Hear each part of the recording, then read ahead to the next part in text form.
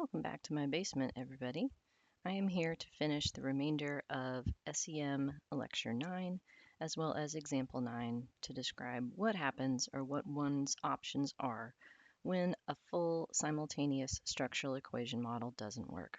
So I'm picking up on slide 37 in Lecture 9.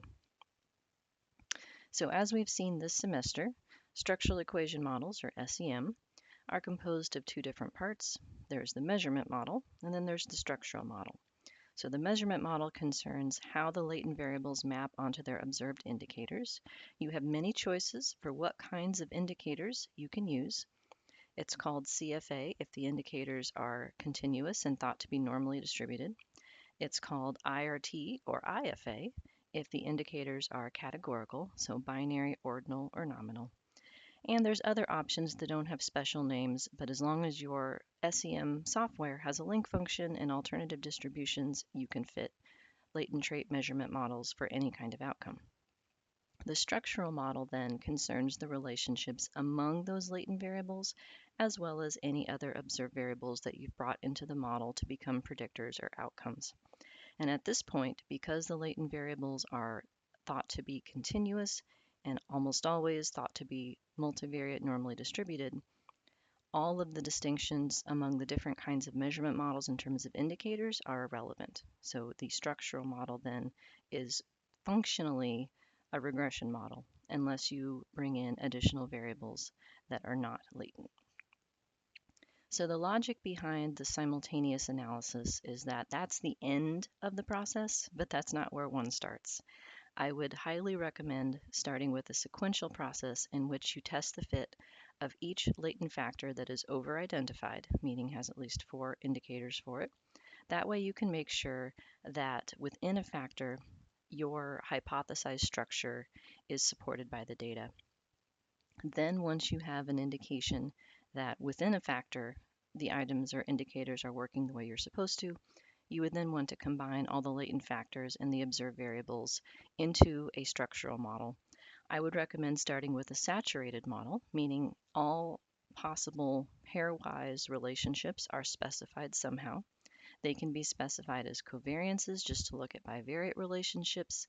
That's often helpful. Alternatively, you can specify them as regressions and making sure that you would include all possible direct regressions.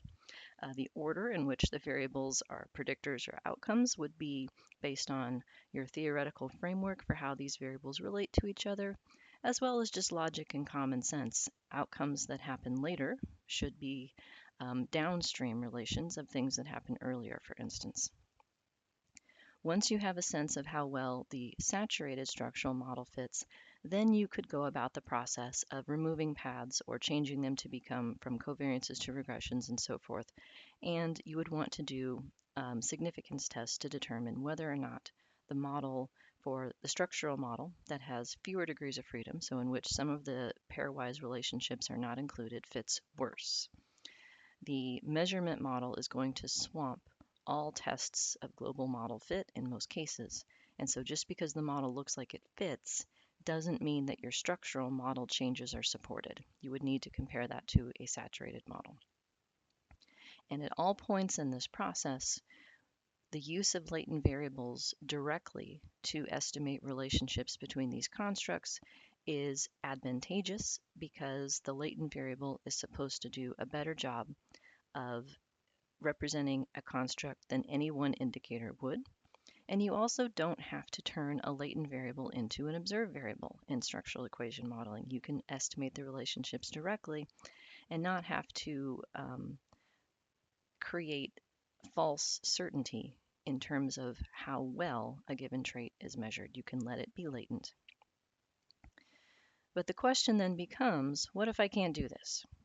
So I have advised dozens and dozens of students who've described, say, theses or dissertation projects or other research projects, and they have, 10 different constructs, each of which is going to be indicated by 10 or 20 indicators, and they might want to test moderation or mediation or have multiple groups, and then they tell me they have 30 people or something like that. And so the question then becomes, all right, odds are good that a full simultaneous structural model is not going to work. if you don't have enough people to support it. So what do you do instead? So when would this be likely to be a problem? Small samples is the biggest one, especially for small samples that have a lot of parameters that are trying to be estimated. When the outcomes are not normal, so anytime that link functions and alternative distributions are involved, that requires a different kind of estimation that is um, either full information or limited information, but it's either way, it requires additional steps. When you have many latent variables, when you have latent factors that are not well defined, so for instance, even though you could get away with having two indicators by fixing the factor loadings for those two indicators to be equal to make that factor locally identified, that still may not be a great idea. If you want to have latent variable interactions, multiple interactions are going to be more likely to cause the model to not converge or otherwise give crazy results because latent variable interactions require numeric integration, the same process that occurs in marginal maximum likelihood for IRT models in which you have to rectangle across different dimensions of the latent trait. Um, some folks, including my husband, suggest that all of these problems could be resolved by switching from some kind of likelihood estimation to Bayesian estimation, in which Bayes means that you are combining prior distributions for all of the parameters, which are all considered random, with the likelihood function. So that allows you to put boundaries, so to speak, on what the possible values could be, which may aid in convergence. I am not well acquainted with Bayesian estimation. I do think this sounds like too good to be true that you could just switch your estimator to Bayes and have all of these things go away, but the time will tell. In the meantime, here are some alternatives that have been either described in the methodological literature or that people have created sort of on an ad hoc basis. And I want to consider the pros and cons of these different ways of approximating a simultaneous structural equation model with some sort of two-stage process. So any of these solutions that I'm about to describe, we can view with the lens of two potential problems that they either are going to have or not have. One is the idea of assuming things about how the indicators relate to each other that are not supported by a model. So for instance, if you fit what I call an add shit up measurement model, an ASU measurement model, or a sum score as it would be known without swearing, that is assuming unidimensionality of the indicators as well as a parallel items model, that each indicator has an equal loading with each other or equally discriminating items and equal error variances. That is the only type of model in which the factor scores would be identical to the sum scores. So when viewed from that lens, that seems kind of crazy. A parallel items model is very rarely going to fit data that's used in the social sciences. It might be possible to fit items that come from, say, an educational test where they really are just replications of the same thing, but items that involve wording and judgments about behavior or attitudes are highly unlikely to fit a parallel items model. So we don't want to assume things about our items that are not true. That can't be good.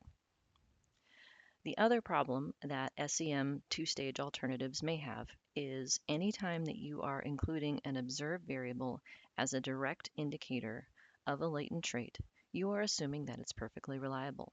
You're assuming that we know what each person's trait estimate is exactly. Said differently, we are assuming that the standard error of measurement is 0. When you put it that way, that sounds crazy too. So that causes a couple different problems. If 0 variability of a person's trait estimate is assumed, then the standard errors for its relationships are going to be downwardly biased. So if we pretend like everything is perfectly measured, that provides an optimistic version of how precise our results are. So standard errors are used to index the expected inconsistency of one's results across samples repeated of the same kind. So the standard errors would likely be too small, indicating that our results are more precise than they would actually be, and that could lead to p-values that are optimistic and increased type 1 error rates. On the other hand, we can end up with results that are worse in terms of the magnitude of the relationships. If reliability is not perfect, then estimates of the relationships between these indicators can be downwardly biased, weaker than they should be, more so for less reliability. And I added an article to our reading list, Colin Preacher, that describes and illustrates this phenomenon in the context of path models. But the same thing would apply in the context of SEM when you're trying to represent latent traits with observed variables. So from these potential drawbacks, let us think about a couple different ways that people have tried to approximate a simultaneous measurement and structural model with a two-stage version using observed variables. Option number one is what's known as parceling. Parceling is a much better way of marketing the add shit up model because the logic of parceling means you only add some of the shit up. So for instance, if I had a factor that is measured by 12 indicators, I might combine 4 of those indicators each into a parcel. So a parcel is a partial sum score where you add up some of the items. So for instance, A would have 4, B would have 4, and C would have 4. I would then pretend that those parcels are my indicators and then use them directly as indicators of a latent factor. So I have an example of what that would look like in terms of M+ code. Well, guess what happens to model fit? If we compare what model fit would look like in terms of degrees of freedom for the original model, if I had 12 indicators, that would give us a possible degrees of freedom of 90. That's the sum of the 12 indicators means, variances, and all possible covariances as given by the usual formula.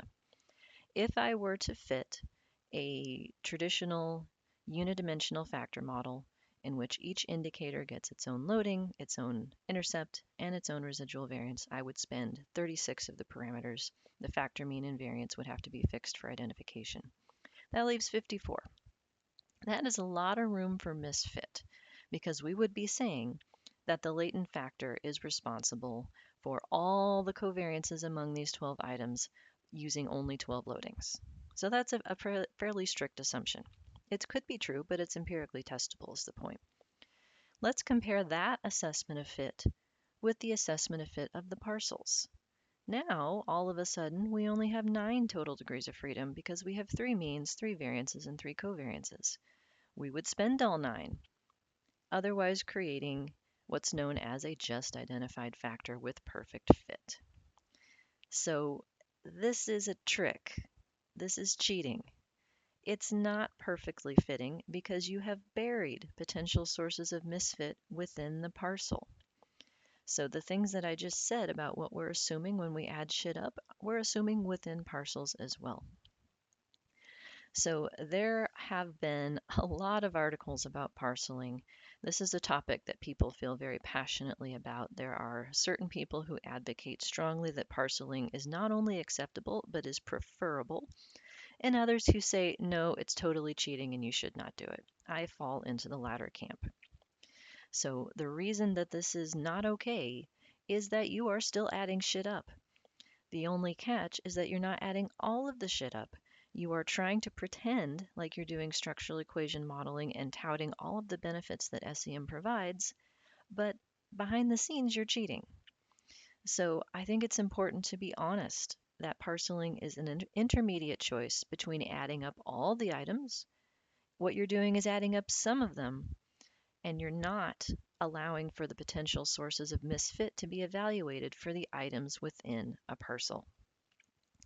So if a set of 4 items is not unidimensional, you would never know that.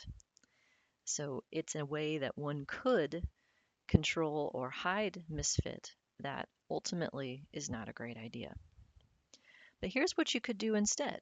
You could fit a measurement model that actually represents the assumptions of the parcel and see if it fits. And if it does, then you have a leg to stand on that this might not be a terrible idea. More generally, you are allowed to put whatever constraints are supported by the data and makes sense theoretically to simplify your measurement model.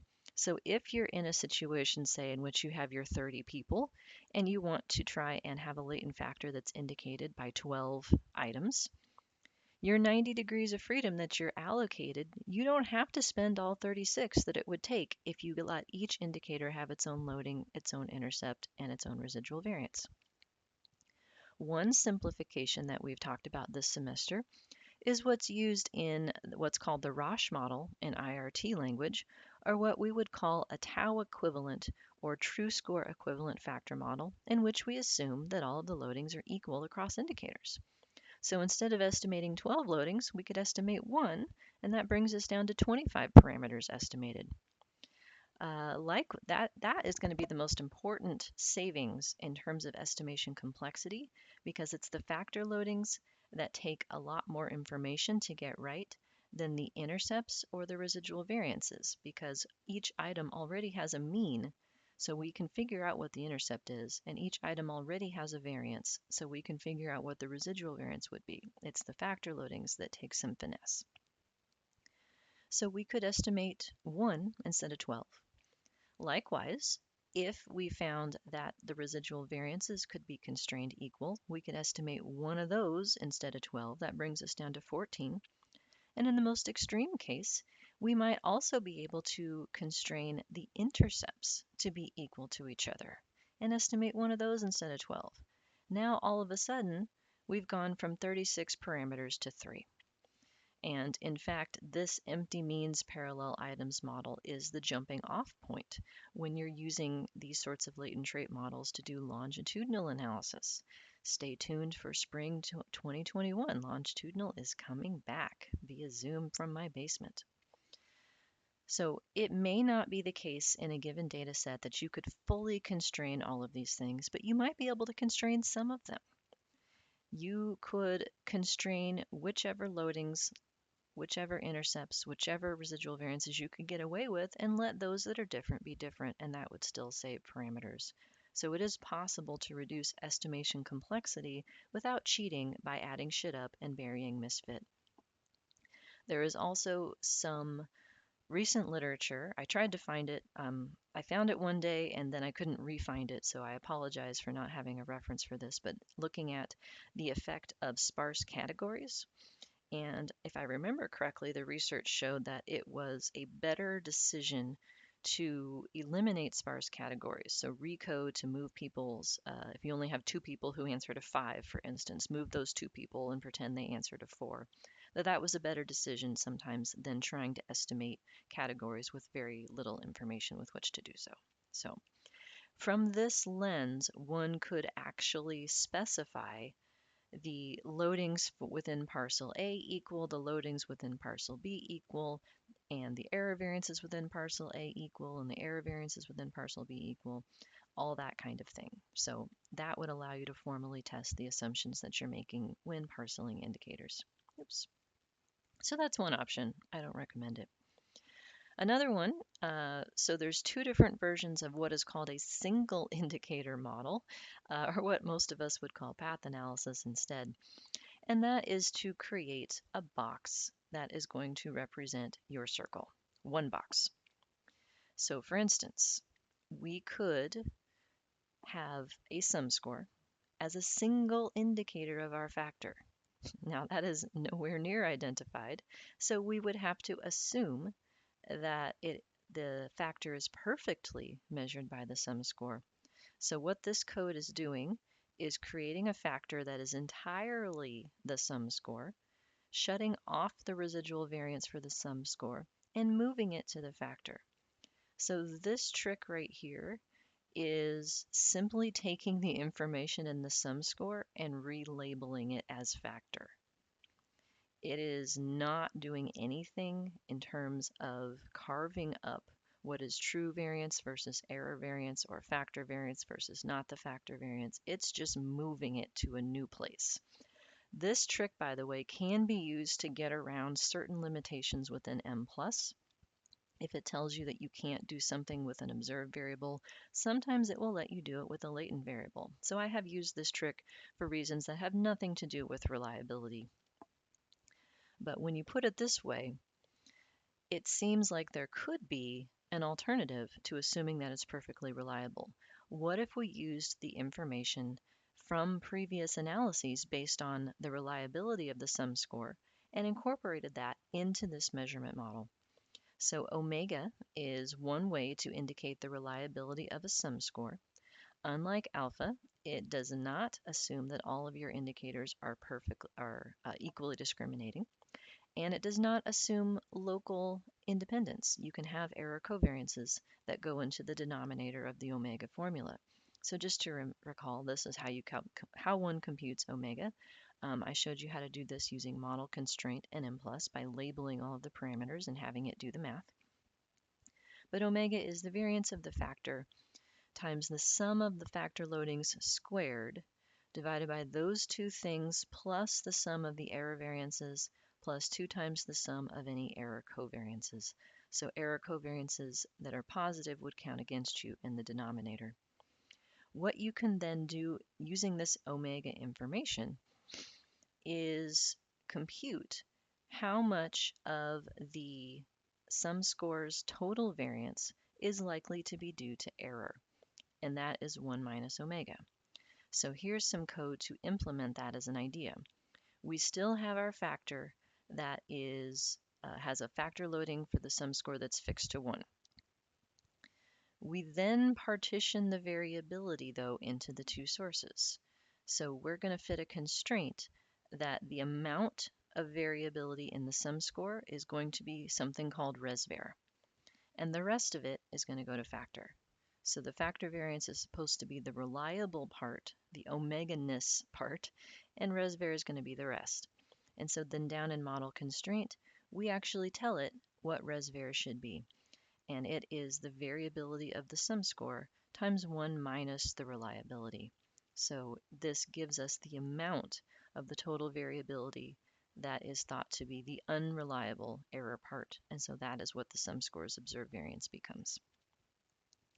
So this seems like a reasonable thing to do. Rather than assuming that it's perfectly reliable, we build into the single indicator measurement model some degree of unreliability.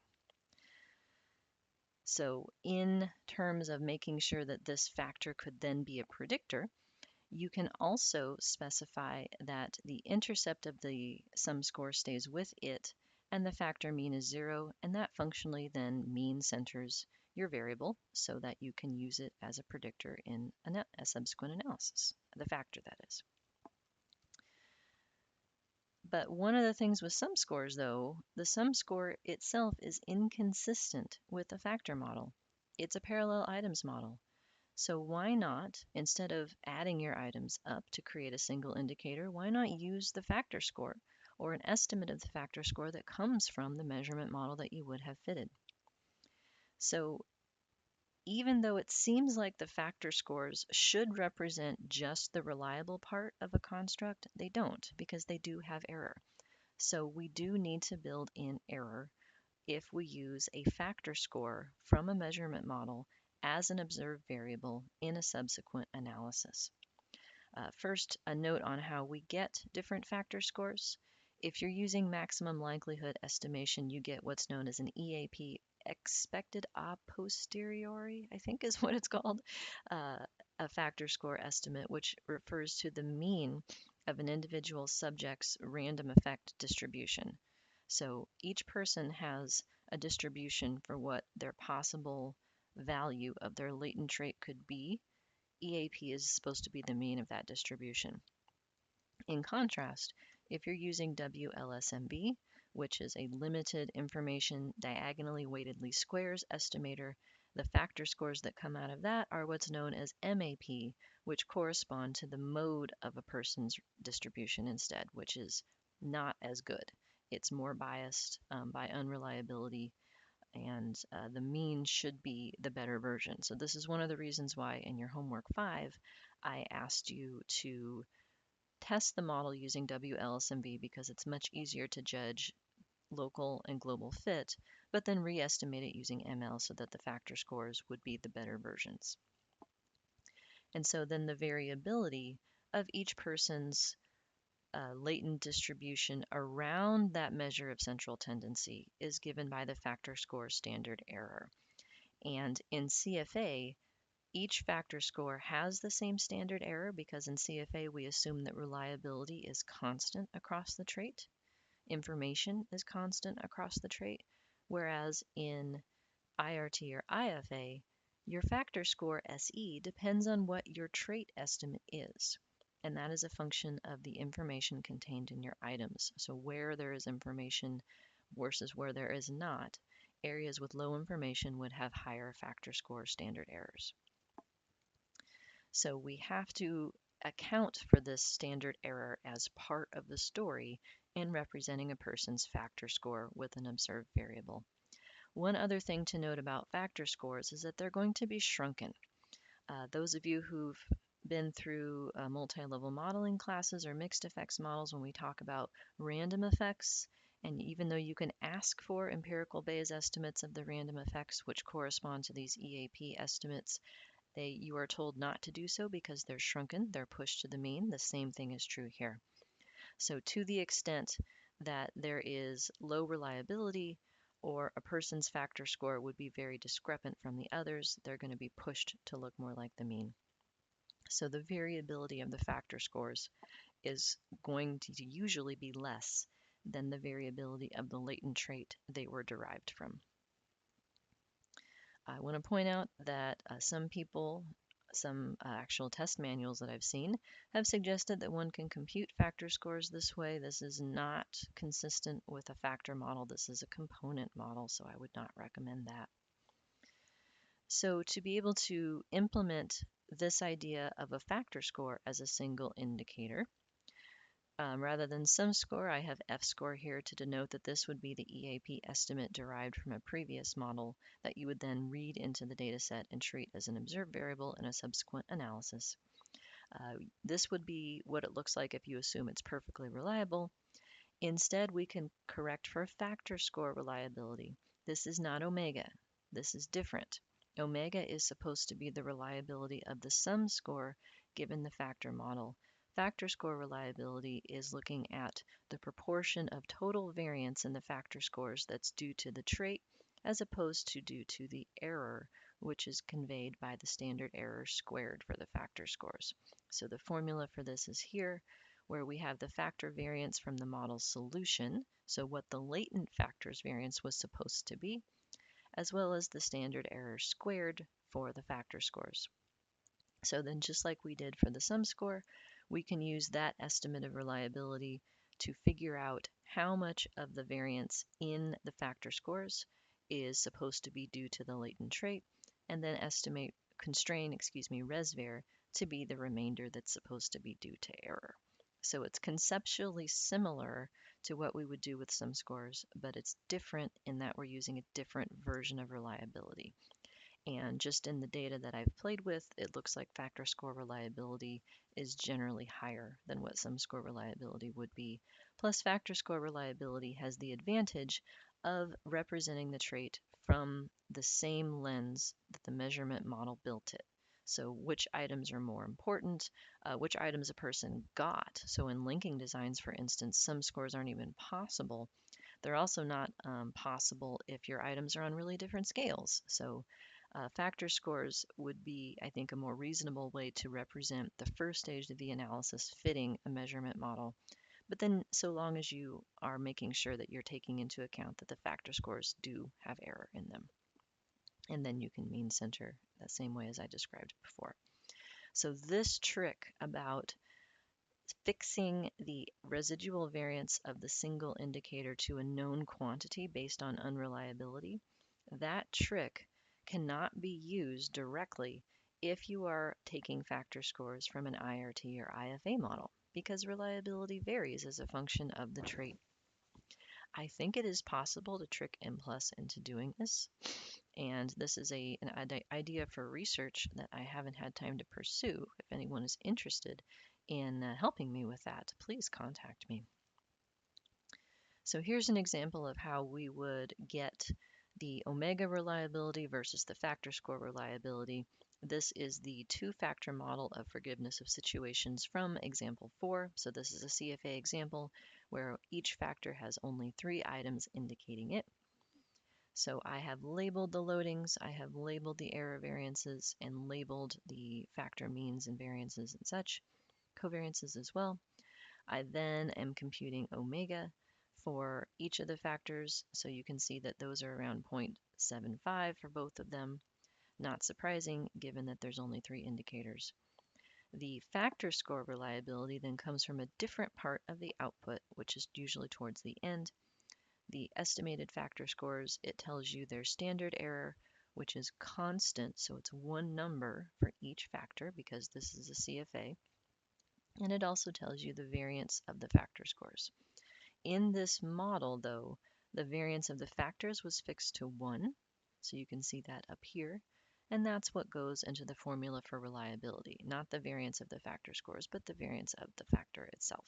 And then the standard error squared goes into the denominator, and each of these factor scores has a higher level of reliability than the sum score would.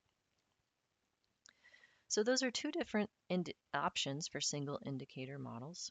And I think most of this I have said before, but just to reiterate, some scores assume unidimensionality in parallel items. So to the extent that that's not true, a sum score is not going to be a good representation of your trait, particularly if the items are not unidimensional. If you really have items that are measuring two different things, adding them together is going to give you a mismatch of whatever that has in common. So it's not a great idea. If you're using factor scores as single indicators, well, at least those are based on the model. They are based on whatever combination of items a person had taken, as well as the model parameters for the items, the whatever loadings, whatever intercepts, and so forth. So the first problem then can be worked around to some extent by using factor scores. Although there is research suggesting that you may need to make sure that other things are part of the calibration model or the measurement model for getting the factor scores. So I posted an article about that as well. It is a problem if you're assuming that these single indicators are perfectly reliable, but there is a way around that when using CFA. Less of a way to do that in IRT or IFA.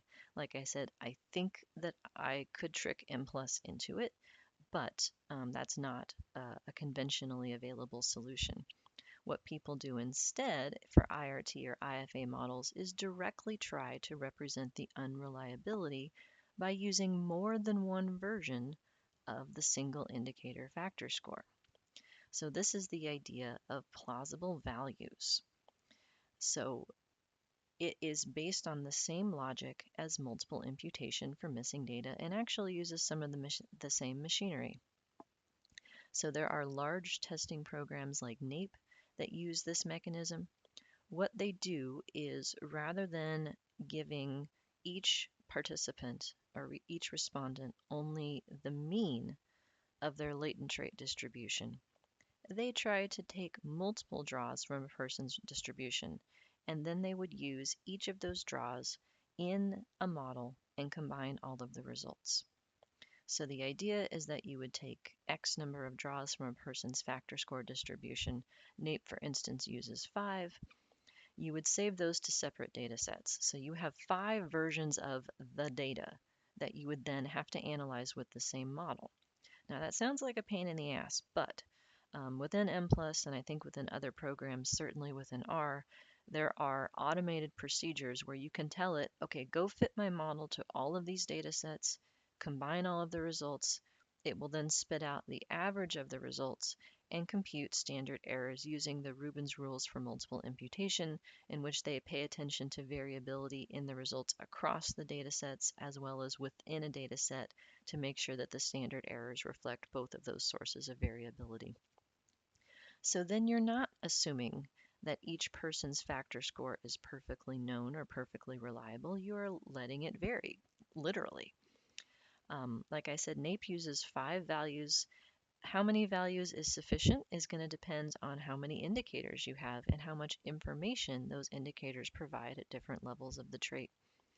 There's been some work on this that suggests diminishing returns after 100 or so values, but given that this process is automated, it is no more work for the user to have 5 draws than to have 100. So have as many as you can. Um, my husband points out that in the world of Bayes, that this could also be implemented by MC estimation. You actually have all of the draws as part of the steps of the chain, and you could do an analysis on all the values of the trait from the chain that you were using, and then make sure that you weight by the number of possible values. So that is another way of implementing this sort of idea. But the bottom line is that you are explicitly representing variability in what each person's trait could be by giving them more than one value of their trait, not just the mean. So this is the process by which one could do this in M+. In the previous version of this class, I had expanded what it was example 9C to include a SAS macro to do this for you, and I had illustrated the results of analysis using plausible values. Spoiler alert, it actually didn't work really well relative to the other options that I had tried, and I didn't know necessarily why. There's multiple possibilities, and so I decided to remove it from the example that I gave this year. So here's the big picture. SEM is great when you can do it. It provides a way to operationalize and test assumptions about measurement, assumptions about traits, and how they relate to each other. This semester we've explored different types of measurement models and then spent just a week or two on the structural aspect of the models. It is much easier to get the structural part right than the measurement part right, and so that's why I chose to do it that way. SEM is not a panacea, so it can't give you more reliable measurement than what you have the ingredients for. You can't have a great, well-measured factor with 2 indicators most of the time. Issues of validity are important. All semester long, we've given our factors names based on what we think they are, but the extent to which you've actually measured what you think you have is a question of validity, and that can be evidence for validity can be formed in many different ways. There's a seminar at the University of Iowa in the spring 2021 about this. I would recommend that if you're interested in learning more. Distributional assumptions we've talked about in terms of building the measurement model, but linear model assumptions are still at play here because SEM is functionally a regression model. And so all of the things you learned about making sure that nonlinear effects are considered, interactive effects are considered, and all that kind of stuff still matter. And just as a take home, if you're not going to be able to do a simultaneous SEM measurement and structural model, make sure that anytime you try to represent a latent trait with an observed variable, that you're not pretending that it's perfectly measured. So with that lead-in, I'd like to return to example 9 to show you how I implemented this idea of correcting for reliability for single indicators.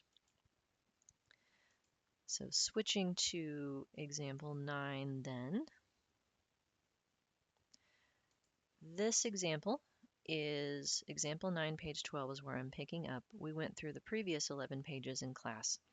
And in the previous models in this handout, I had fit latent trait measurement models for each latent trait separately to make sure that they fit, as well as to generate factor scores from them. I then took the factor scores that were saved, EAP factor scores in this case, because this is a CFA estimated with maximum likelihood. I then took those factor scores and merged them together and created a new data set that had all of the original indicators from the previous example models, but also these 3 new latent factors. And so I want to just do an informal comparison of how the results from the full simultaneous SEM compare to the results if we try to shortcut the model by treating these observed factor scores as latent variables instead of representing the item level measurement models. this is going to require an additional change in the estimation options because I am fitting a latent variable interaction as part of this process. So type equals random is required for that, as well as the option algorithm equals integration. If you don't put those things, it will yell at you. I am adding, so look what's in the model at this point in terms of variables. An observed variable for age that's been centered at age 75 because these are older adults. My observed measure of processing speed, which is actually a performance-based task for which there is no assessment or was no assessment of reliability. So I have no choice but to pretend like this was perfectly measured. And then my factors for the latent traits of vision, driving, and attention, for which I have EAP factor scores. So just 5 variables in this. This is now a path model, except for the interaction term. So setting up for each of the 4 latent traits, vision, attention, processing speed, and driving, I am creating factors for each of these with a single indicator with the loadings fixed to 1. I am then, let's see here, estimating the variance of the factors. So that's this sort of second column of code. The third column of code, I am labeling what their single indicators residual variances are going to be. I'm going to compute those in model constraint based on their reliabilities. I am then fixing the mean of the latent factors to 0 while estimating the intercept for the observed indicator. So this is a trick that allows me to enter the centered versions of these predictors in the model and have the means of these things carried by the intercepts of the observed variables. Last but not least, I am creating a latent variable interaction between my observed, what are actually observed indicators, but I'm creating it using the latent traits that they are indicators for. So the reason I'm doing this is because while I have estimates of reliability for my vision factor and for my attention factor, I need to multiply them together. And I don't know what a reasonable way would be to correct the interaction term for unreliability. So to get around having to do that, I am using the interaction among the latent traits that are being measured by these observed indicators with the reliability correction. So this syntax right here is used to create a latent trait that is the interaction of the vision and attention latent factors. So this is going to require numeric integration, which is why this code up here is necessary on the analysis option. Then the structural model looks exactly like it did in the previous full SEM, because this is my measurement model of single indicators corrected for reliability. This is my structural model. And given that I have an interaction term to try and illustrate the effects of that interaction, I'm using model constraint to compute simple slopes at plus or minus 1 standard deviation of the moderating variable. So the simple slope for vision at different levels of attention, and then the simple slopes for attention at different levels of vision. And then last but not least, the reliability correction part. So I am now defining how the residual variance is going to be computed based on the reliability of the factor scores. So the numbers that go in here were found earlier in the handout. So for instance, for the vision factor, which was the first one that we did, the variance of the latent trait was 0.224, and the standard error of the latent trait factor scores were 0.194. So then those numbers get used. Let me find where I was here. They get used here. So 0.856 was my estimate of factor score reliability using those numbers, and I am creating a total variance to multiply the unreliability with, as factor score plus standard error squared. So those are the two numbers that I just showed you from the original measurement model output. I did the same thing for the attention factor. I'm assuming that the processing speed factor is perfectly reliable because I don't have a reliability estimate for it. I could make one up, and there is some research suggesting that's not a bad idea, but I'm not going to do so here. And then the driving factor and its lower reliability than the others, so it will be even more important to correct for unreliability for that. So that is what it would look like to use reliability corrected factor scores. What if we just use the factor scores as they were, as straight single indicators? Then all of the code would look pretty much the same, except that we would fix the residual variances for the single indicators all to 0. So that would mean that in the measurement model, all of the variance of each of these single indicator factor scores would be transferred to its latent variable. So it's not going to be partitioning any sort of true from error. So I built a table to summarize across the results.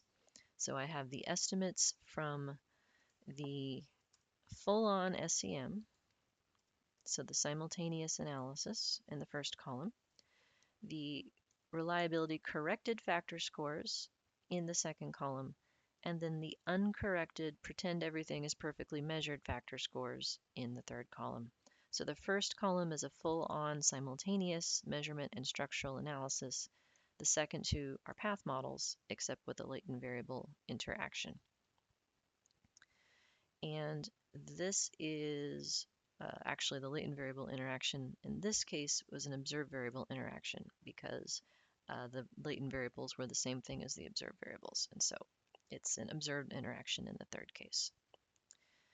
And so what we can see just from this informal comparison, if we look across the estimates, most of them are closer to the SEM using the corrected factor scores. So once reliability is taken into account, the results are closer, although there's certainly some craziness here, particularly for the things predicting driving, which itself was unreliable.